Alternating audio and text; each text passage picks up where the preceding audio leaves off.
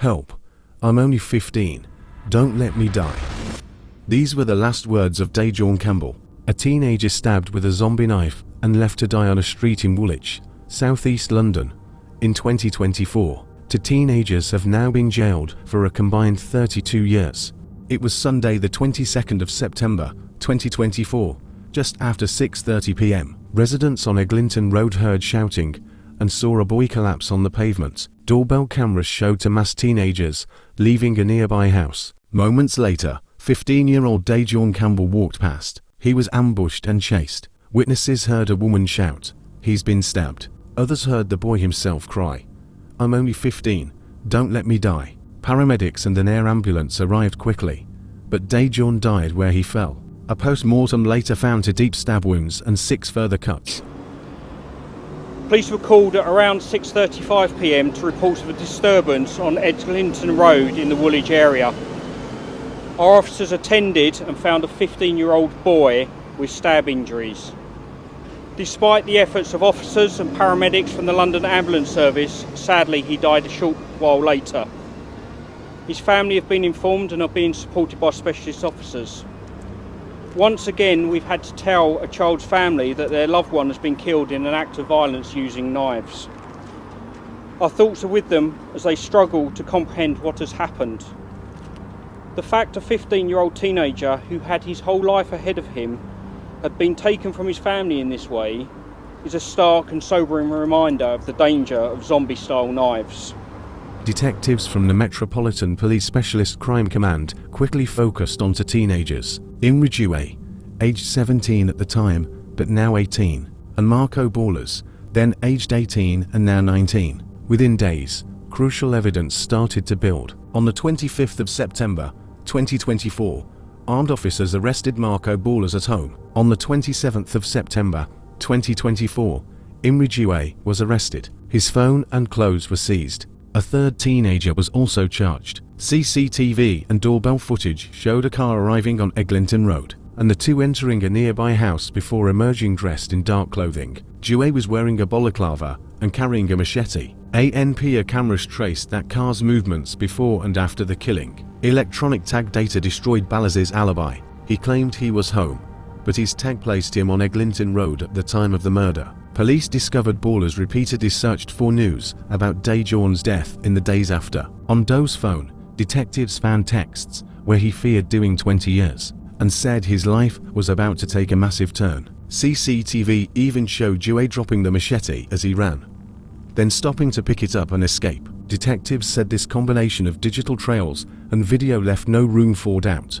All three were sent to the Old Bailey to face murder allegations. The trial lasted 6 weeks in summer 2025. Jurors watched CCTV of the ambush, saw Balaz's tag data, and read Doue's own messages. Prosecutors said Doue carried out the stabbing with a machete. Balaz helped set up the attack and tried to hide his role. Defense lawyers argued Doue panicked and Balaz never planned a killing. On the 30th of July 2025, the jury reached its verdict. Imri Doue was found guilty of murder. Marko Balaz guilty of manslaughter. The third man was found not guilty. On Sunday the 22nd of September of last year, in broad daylight, the life of 15-year-old Daejaun Campbell was snuffed out when he was stabbed to death on a street in Woolwich. His fatal wounds were inflicted by you, Imri Doue, with a large machete with which you had quite deliberately armed yourself, as you admitted to the jury that you had done hundreds of times before. You were convicted of Daejaun's murder by the jury, who rejected your false assertion that you were acting in lawful self-defence. You, Marko Balaz, were convicted of manslaughter on the basis that you encouraged and or assisted Imri Doue to stab Daejaun, but without the requisite intent for murder. There is no question but that was the jury's findings, because that was how I directed them in the route to verdict. Would you both please stand up?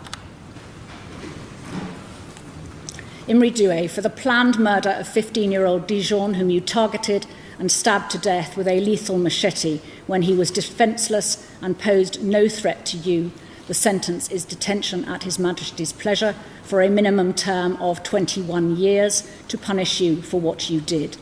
That is the term you will serve before being considered for parole, and you will not be released unless it is determined that you no longer pose a significant risk of harm to the public. For the possession of the knife, there will be a concurrent term of 8 months custody.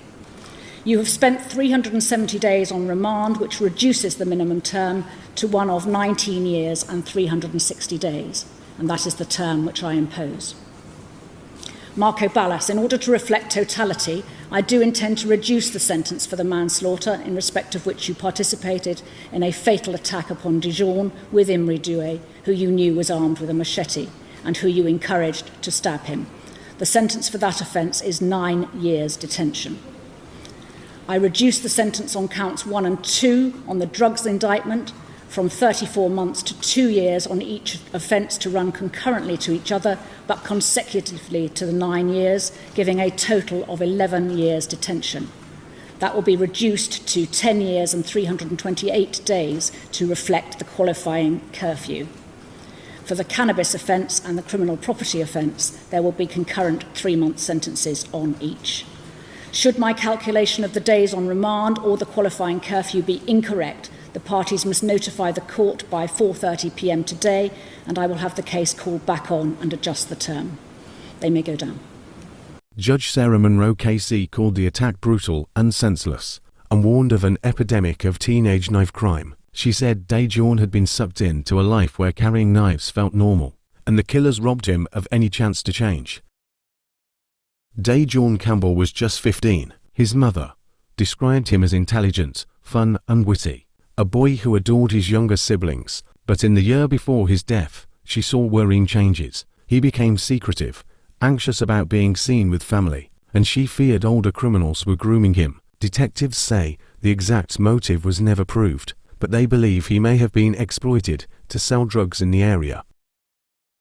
Another child dies, we get the same rehearsed apology, the same reports, the same empty phrases. Lessons will be learnt. But no lessons ever are, because no one in power pays the price. Daejaun wasn't the first, and heartbreakingly, he won't be the last. They will sit in their offices, write new talking points, wait for our pain to fade from the headlines. It never does. It just moves home, from one grieving mother to another. And to those who led this country, Keir Starmer, Sadiq Khan, David Lammy, you speak of reform while our children die. You talk about unity while your inaction tears families apart. You issue condolence and return to comfort. We live with the aftermath. Your words build nothing. Your silence buries everything. Daejaun Campbell was, in his mother's words, quotes, an incredible human being, son, brother, cousin, and friend. He was loyal to a fault, caring, compassionate, helpful, understanding, and a brilliant communicator. She describes how he excelled at sport. The grief which his violent death has caused is immeasurable. It is felt most keenly by his mother, but also by his grandmother, his siblings, other family members and friends. The impact of Daejaun's death reaches far and wide, and his death has left behind a huge void. His mother, who has behaved throughout this case with dignity, asks herself the same question that we ask on a daily basis in this court: when will this knife crime epidemic end? As she rightly says, enough young lives have been lost already, and nothing that I can do today can bring Daejaun back, or, it seems, stop others from behaving as you two did. Daejaun Campbell was just 15 years old. His final plea was simple: don't let me die. For his family, those words will echo forever. To teenagers are now behind bars for a combined 32 years, but Daejaun's death is another reminder of how knife crime continues to claim young lives on London's streets. This is World News Watch. Thanks for watching. Don't forget to like, comment, share and subscribe. And as always, stay safe.